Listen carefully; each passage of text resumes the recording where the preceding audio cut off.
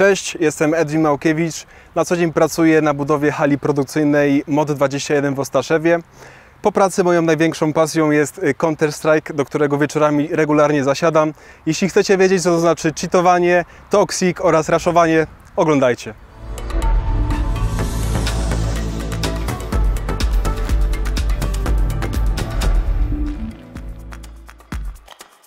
Jesteśmy w Ostaszewie na budowie hali produkcyjnej MOD21. Tutaj na tej budowie zajmuję się wieloma rzeczami. Weryfikuję dokumenty, karty materiałowe, sprawuję nadzór i koordynację nad firmami podwykonawczymi. Na podstawie rysunków technicznych obliczam zapotrzebowanie na przykład na beton. Pracę zaczynam o godzinie 7, kończę o 15.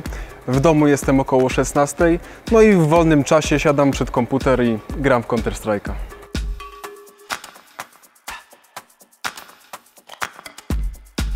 Byłem w Warszawie na turnieju organizowanym przez Airbud.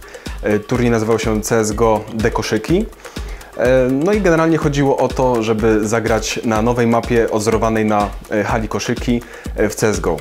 Bardzo mi się podobał ten turniej zorganizowany przez Airbud. Atmosfera była bardzo przyjazna, no i dużo emocji, no bo jednak mieliśmy okazję wziąć udział w takim turnieju. Jednocześnie też byłem bardzo pozytywnie zaskoczony, no bo nie każda firma tak się dopasowuje do mainstreamu tak naprawdę panującego u młodych odbiorców. Chciałbym, żeby taki turniej Counter-Strike'a został zorganizowany ponownie przez Airbud i to nieważne, czy hala koszyki, czy nawet w innej hali. To było bardzo fajne wydarzenie i chciałbym, żeby zostało powtórzone.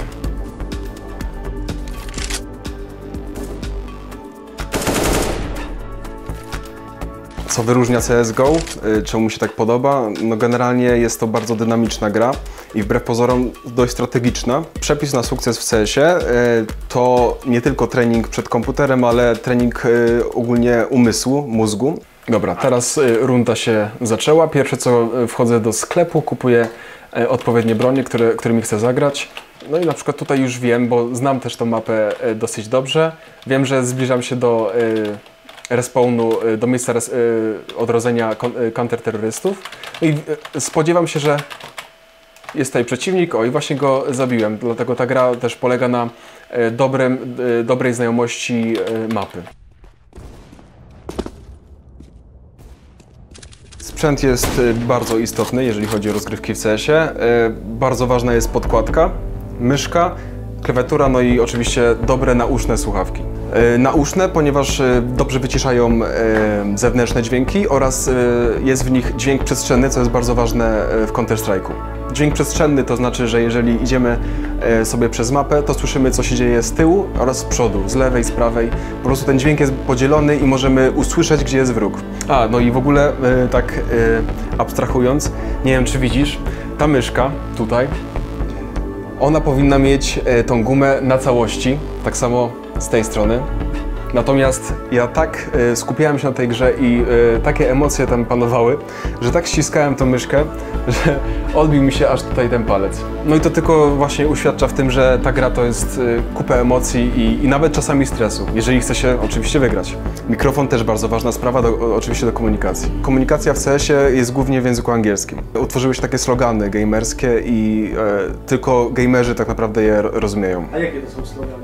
Na przykład, no nie wiem, GG, wiesz co to znaczy? Good game. Albo na przykład pikować. Pikować to znaczy wychodzić z zasłony i spróbować spikować tego gracza, czyli go jakby zastrzelić. Raszować, rush. Jest to taka taktyka w trakcie gry, która polega na tym, że respiąc się na początku rundy, cała drużyna biegnie w jedno miejsce i raszuje to miejsce, to znaczy atakuje właśnie ten konkretny cel. Toxic to jest taka osoba po prostu toksyczna, czyli która wyzywa, mało gra, a dużo mówi.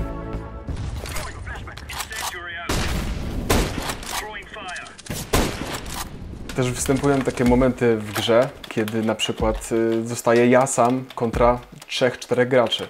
No i wtedy taka sytuacja nazywa się, jeżeli oczywiście z nimi wygram, ta sytuacja nazywa się klacz. Zdarzały się też sytuacje dość niespodziewane, gdzie no ktoś tak naprawdę nie uwierzył, że to zrobiłem bez wspomagaczy. A wspomagacze mam na myśli tak zwane cheaty, to znaczy oszukiwanie tak naprawdę w grze. Bo istnieją oprogramowania, które potrafią celować za nas w grze albo pokazują przeciwników przez ściany, co jest oczywiście nielegalne, no i za takie coś można dostać bana. Ban, czyli tak naprawdę zakaz gry od producentów tejże strzelanki. Niestety utarło się, że ludzie patrzący z boku czy na swoje dzieci, czy nawet na znajomych grających w Counter-Strike'a myślą sobie, że to jest po prostu bezmyślna strzelanka, w której tak naprawdę głównym celem jest głupie zabijanie. Występuje tu tak naprawdę ciągłe myślenie, ciągłe skupienie, no i też rozwija umiejętność komunikowania się z drużyną, co jest ważne nie tylko w grze, ale i w życiu.